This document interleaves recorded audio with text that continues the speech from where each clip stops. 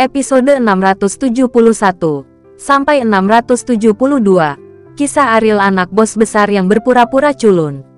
Melissa bertanya tanpa menjawab, menatap Ariel dengan mata panas. Jelas, perhatiannya bukan tentang kepada siapa Ariel akan memberikan wilayah itu. Dia lebih prihatin tentang pertanyaan Ariel. Apakah itu mempertimbangkan suasana hati? Namun Ariel tidak menjawab pertanyaan Melissa secara langsung.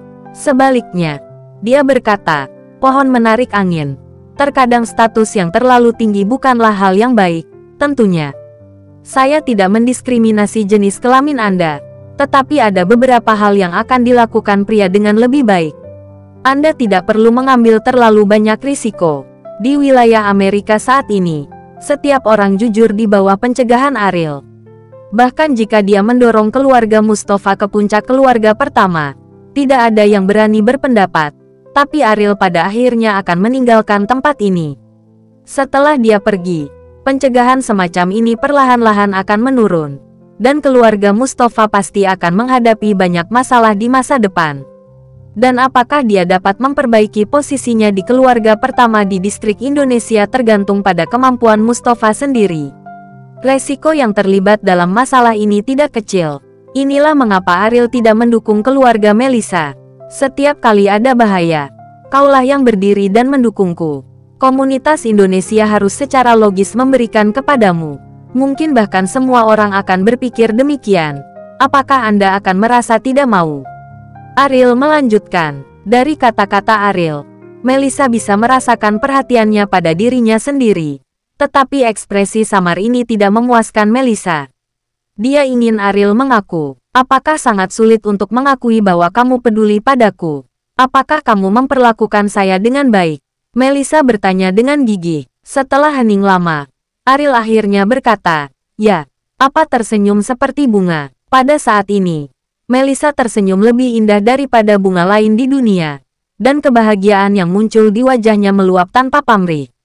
Dia mendapatkan jawaban yang dia inginkan dan tahu bahwa Ariel menolaknya. Bukan karena dia tidak memiliki perasaan padanya, tetapi karena dia mengendalikan dirinya sendiri. Meskipun hal ini tidak akan mengubah hubungan antara keduanya, ini sudah bermanfaat bagi Melissa. Setidaknya beritahu dia bahwa Ariel bukannya tidak henti-hentinya padanya, hanya karena keberadaan Kaori. Itu sebabnya saya harus membiarkan Ariel seberat mengendalikan perasaannya. Apakah kamu tahu bahwa kata ini? Bahkan jika kamu menukar semua properti keluargamu, saya pikir itu sangat berharga. Melissa berkata sambil tersenyum. Keluarga Melissa tidak punya banyak uang, kan? Ariel berkata dengan ringan. Melissa yang bahagia mendengar kata-kata ini. Wajahnya tiba-tiba tenggelam. Keluarga Melissa ada di distrik Indonesia. Dan bagaimanapun juga itu adalah keluarga yang baik. Dan memiliki sejumlah kekayaan. Jadi Ariel berkata bahwa mereka memiliki sedikit uang. Anda sekarang didukung oleh keluarga Muklis, yang berani lebih kaya darimu di dunia ini. Melissa berkata dengan jijik, sumber daya keuangan keluarga Muklis hampir bisa disebut yang pertama di dunia. Dan tidak ada yang bisa menandingi latar belakang keuangannya yang menakjubkan.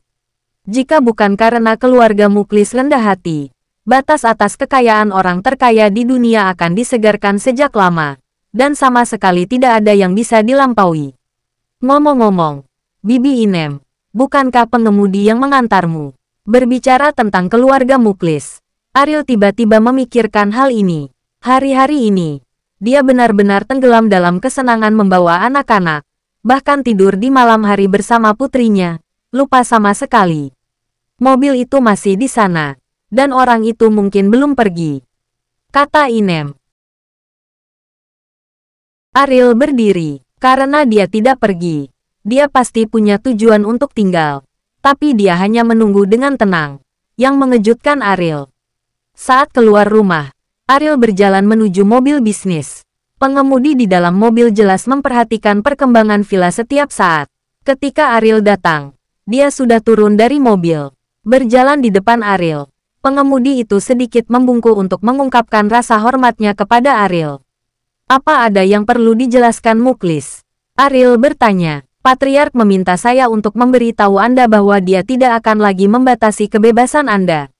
Kamu bisa pergi kemanapun kamu mau. Dan dia juga berharap kamu bisa meluangkan waktu untuk bertemu dengannya. Jika Anda benar-benar tidak nyaman dan tidak punya waktu untuk kembali ke keluarga Muklis, dia akan datang kepada Anda secara pribadi. Sopir itu berkata, tidak hanya dengan hormat, tetapi juga dalam kata-katanya. Tampaknya status Muklis rendah. Ini secara pribadi dijelaskan oleh Muklis. Dia tahu betul apa arti Ariel bagi keluarga Muklis sekarang. Jadi Muklis tidak akan pernah menunjukkan statusnya sebagai kepala patriark di depan Ariel. Ariel sedikit terkejut. Tidak hanya Mujlis mengirim Aisila kembali kepadanya, dia juga menunjukkan postur tubuh yang rendah. Itu benar-benar membuatnya tidak terbayangkan. Dia tidak ingin aku mengubah nama keluargaku, kata Ariel lirih. Dia bisa menebak apa yang ingin dilakukan Muklis. Dan masalah ini sudah disebutkan di keluarga Muklis. Ariel memimpin keluarga Muklis ke level itu. Dengan melakukan ini, bukankah dia hanya ingin nama keluarga Muklis lebih menonjol? Tapi nama marga Tuan Ariel adalah Wibowo. Patriark sudah lama menebak bahwa Anda akan berpikir begitu. Jadi Patriark sengaja mengatakan kepada saya untuk memberi tahu Anda bahwa selama Anda bersedia menjadi Patriark keluarga Muklis, bahkan jika seluruh keluarganya diubah menjadi marga Wibowo, dia tidak punya pendapat. Kata pengemudi itu, meski Ariel adalah orang dengan pikiran yang sangat stabil, dampak kalimat ini terhadapnya tetap membuat ekspresinya berubah drastis. Muklis sebenarnya ingin seluruh keluarganya mengubah nama marganya menjadi Wibowo. Ariel tidak pernah membayangkan hal semacam ini. Dia juga tidak berharap Muklis akan bersedia membayar harga setinggi itu untuk itu. Pengejaran seumur hidup seorang pria tidak lebih dari status kekuatan uang seorang wanita. Bagi Muklis, tiga hal pertama sudah merupakan hal yang meremehkan. Hanya status yang bisa membuat Muklis menggugah keinginan. Ariel tidak memahami mentalitas Muklis. Itu karena dia tidak dalam posisi Muklis. Keinginan Muklis untuk tingkat apokaliptik tidak terbayangkan oleh siapapun. Selama 2 dekade terakhir, Muklis telah bekerja keras untuk ini.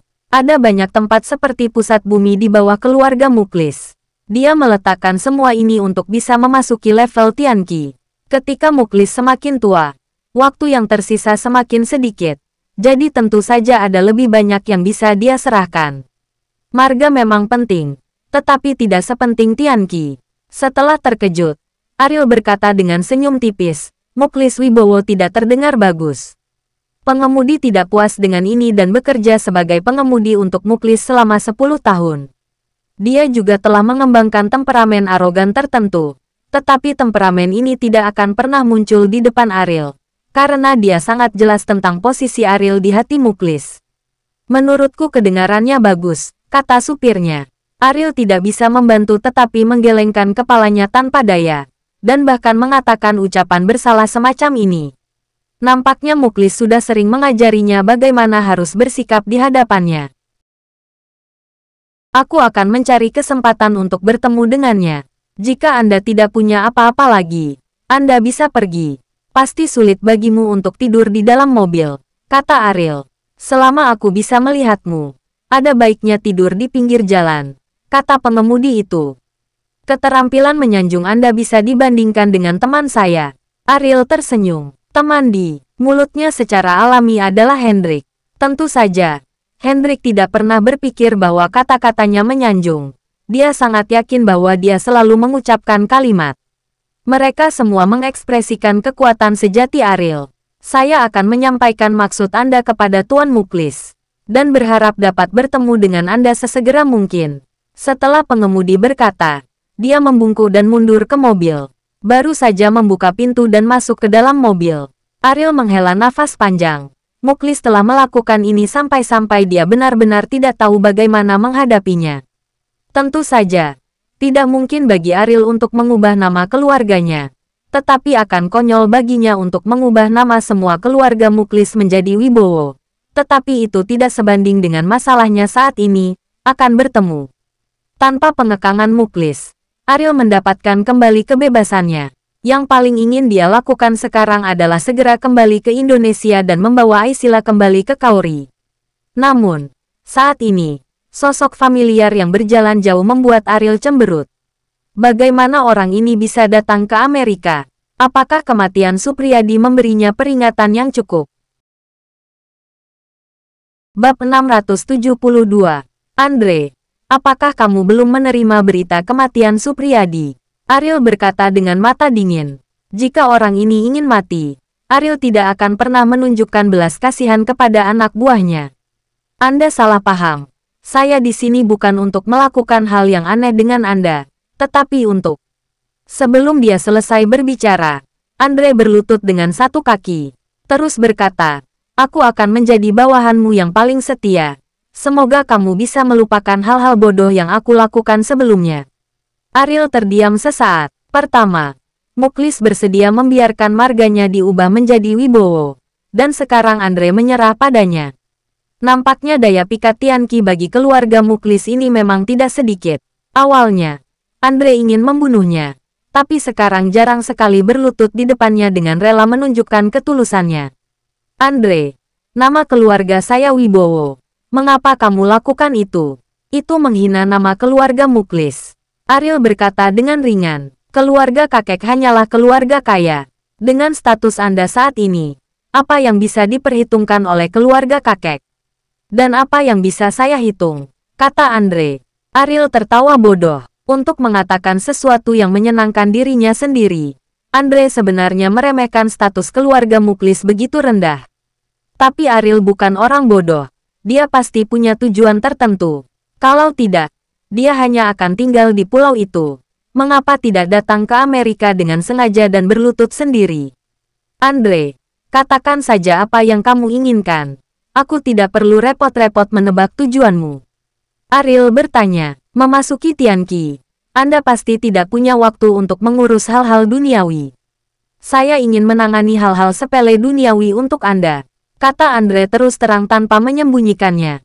Ariel tertawa terbahak-bahak. Sekarang nampaknya Supriyadi adalah orang yang bodoh. Dia kehilangan nyawanya untuk memperjuangkan posisi patriark. Namun, Andre bisa dengan mudah memanfaatkan keuntungan. Jika Supriyadi tahu tentang ini, dia mungkin akan melompat keluar dari peti mati dengan marah. Dengan cara ini, Anda setara dengan duduk di posisi patriark, dan Anda benar-benar pintar. Tampaknya Muklis lebih menghargaimu. Itu tidak masuk akal. Ariel tersenyum. Dalam hal ini, Andre tampaknya tidak terlalu pintar. Jika bukan karena saran Muklis, dia tidak akan pernah memikirkan titik balik seperti itu. "Terima kasih kepada Muklis. Saya harap Anda bisa memberi saya kesempatan ini," kata Andre. "Saya tidak pernah mempertimbangkan sumber keuangan keluarga Muklis. Saya hanya tidak suka uang. Oleh karena itu, saya tidak berniat ikut campur dalam segala hal tentang keluarga kalian. Kalau begitu, aku akan memberimu kesempatan ini," kata Ariel. Andre mengucapkan terima kasih. "Terima kasih." Ariel melambaikan tangannya dan kembali ke villa. Baru setelah Ariel menutup pintu, Andre berdiri dengan perasaan lega. Masalah ini lebih mudah daripada yang dia pikirkan, yang menunjukkan bahwa Ariel benar-benar tidak mempertimbangkan sumber daya keuangan keluarga Muklis. Jadi dia tidak mengerti mengapa ada orang yang tidak mencintai uang di dunia ini. Tetapi Andre tahu bahwa dia mendapatkan apa yang dia inginkan di akhir perselisihan tentang sang bapak bangsa, dibandingkan dengan Andre dan Muklis. Ujung angin 1000 kali lebih baik. Segera setelah kembali ke villa, Aisila bangun sambil menangis, dan Ariel menyalakan mode ayah lagi, merawat Aisila dengan sepenuh hati. Setiap kali dia melihat gambar seperti itu, Melissa akan merasa cemburu di dalam hatinya, dan akan berfantasi bahwa Aisila adalah anaknya dan anak Ariel. Namun, hal semacam ini hanya bisa ada dalam fantasinya. Jika dia ingin menyadarinya, diperkirakan dia hanya bisa menunggu kesempatan di kehidupan selanjutnya. "Bibi Anda kemasi barang bawaan Anda dan kita akan kembali ke Indonesia besok," Ariel berkata pada Inem sambil membujuk Aisila. Inem tampak senang dan berkata, "Oke, aku akan bersih-bersih sekarang." Ekspresi Melissa sangat jelek. Meskipun dia mengira Ariel akan segera pergi, dia tidak mengharapkan hal-hal datang begitu tiba-tiba, tanpa tanda-tanda apapun. Untuk Ariel, karena tidak ada batasan dari Muklis, dia secara alami ingin kembali ke kota Bandung sesegera mungkin. Baginya, segala sesuatu di Amerika hanyalah pandangan sekilas, dan itu tidak layak untuk disebutkan. "Apakah kamu akan pergi begitu cepat?" Banyak hal di distrik Amerika belum diselesaikan. Melissa berkata pada Ariel. Ariel memang berpikir untuk memperbaiki distrik Amerika sebelumnya dan membiarkan Hendrik secara diam-diam mengendalikan komunitas bisnis di distrik Amerika. Tetapi sekarang, hal-hal ini tidak ada artinya bagi Ariel. Hendrik akan tinggal di sini sebentar dan Mustafa bekerja sama. Hal-hal kecil ini tidak layak menggangguku. Ariel berkata dengan ringan. Tapi jika daerah Amerika bukan untukmu sekarang, akan ada kekacauan, kata Melissa. Tentu saja. Yang dia pedulikan adalah apakah Ariel bisa tinggal. Sedangkan untuk distrik Amerika, dia tidak peduli bahkan jika langit rusak. Jika kamu mau, kamu bisa kembali ke Indonesia bersamaku. Ariel tahu bahwa tujuan sebenarnya Melissa dalam mempertahankannya sama sekali tidak mengkhawatirkan situasi terkini di distrik Amerika, tetapi berharap ia akan tinggal lebih lama. Ketika Melissa mendengar kata-kata ini, tanpa sadar dia menggelengkan kepalanya. Dia tidak berani menghadapi Kauri. Bagaimana mungkin dia berani kembali ke Indonesia, yang dia suka sekarang, tapi suami sahabatnya. Saya tidak akan pernah kembali ke Indonesia dalam hidup saya, kata Melissa. Ariel tercengang ketika mendengar kata-kata itu, dan berkata, Kauri pasti akan menyesal. Tetapi dengan dia dan temperamen Lucy, kemungkinan besar dia akan datang kepadamu. Aku akan membiarkan mereka tidak menemukannya. Kata Melissa, jika ini bisa membuatmu merasa lebih baik, kamu bisa menghindarinya. Untungnya kamu tidak bertemu satu sama lain. Ariel berkata dengan ringan, bagaimana dengan kita? Apakah kita masih bisa bertemu? Melissa bertanya dengan air mata berlinang. Lebih baik tidak. Melissa menarik napas dalam-dalam dan berkata, semoga berhasil. Setelah berbicara, Melissa meninggalkan villa. Inem yang mengemasi barang-barang Aisila menghela nafas. Dia bisa melihat bahwa Melissa sangat menyukai Ariel, dan bahkan mungkin cinta semacam ini akan membuatnya tak terlupakan dan tidak akan pernah jatuh cinta dengan pria kedua lagi. Tetapi pada saat yang sama, Inem merasa bahwa Ariel terpuji. Dalam masyarakat saat ini, berapa banyak pria yang bisa menahan godaan kecantikan? Ada pepatah mengatakan bahwa jika Anda ingin tahu apakah seorang pria itu baik atau tidak, Anda bisa mengetahuinya dengan mengendus hidung dengan jari-jari Anda. Makna kalimat ini adalah selama manusia masih hidup, tidak ada rasa malu. Tetapi Ariel melakukan sesuatu yang berbeda dalam hal ini. Menghadapi inisiatif Melissa, dia bergeming. Dia tidak tahu apakah harus menyapa atau tidak. Inem berkata sambil menghela nafas. Ariel tidak bisa tertawa atau menangis, dan bertanya kepada Bibi Inem, apakah saya melakukan sesuatu yang salah? Tidak ada kesalahan, tapi kamu menyakiti hati wanita, dan luka seperti ini tidak akan pernah sembuh, tapi kamu tidak menyakitinya. Bahkan jika kamu menyakiti Kauri, aku tidak tahu apakah kamu baik atau buruk. Kata Inem, baik atau buruk itu tidak penting. Yang penting adalah layak untuk hati nurani saya. Saya hanya melakukan ini. Saya layak untuk Kauri. Ariel tersenyum. Inem mengangguk setuju. Dan berkata, Kairi benar-benar diberkati menemukan pria yang begitu berdedikasi padamu. Tapi kebahagiaan terbesar seorang wanita. Sayang sekali saya tidak punya banyak waktu untuk membuatnya bahagia. Dalam beberapa tahun terakhir, sebagian besar waktu dia dianiaya dengan saya. Dan bahkan dalam bahaya. Sejak Ariel menikahi Kauri, Kauri telah bersamanya untuk mengatakan bahwa dia bahagia. Bahkan Ariel sendiri tidak menyetujuinya. Tidak lagi. Di seluruh Indonesia, siapa yang berani menertawakannya? Dan siapa yang berani mengatakan bahwa kamu adalah sampah? Kata Inem. Ariel tersenyum dan mengangguk. Dan berkata, itu benar. Kali ini ketika saya kembali ke Indonesia, saya harus memberitahu semua orang Indonesia bahwa saya tidak sia-sia. Keesokan harinya, Ariel memeluk putrinya dan naik penerbangan kembali ke Indonesia bersama Inem. Duduk di kabin kelas 1 yang mewah, gadis kecil itu sepertinya telah melihat dunia baru. Matanya terus berputar. Tapi ketika pesawat mulai, dia mulai menangis ketakutan. Jelas sedikit ketakutan. Tidak peduli seberapa banyak Ariel menghibur, itu tidak ada gunanya. Aisila terus menangis hingga pesawat lepas landas dan terbang dengan lancar. Pada saat ini, Seorang pria muda dengan rambut merah dan pengering rambut cucian dan pemotongan berjalan ke arah Ariel dengan tidak sabar dan berkata, "Ini sangat berisik. Bisakah kamu suruh dia untuk tutup mulut secepatnya?" Bersambung.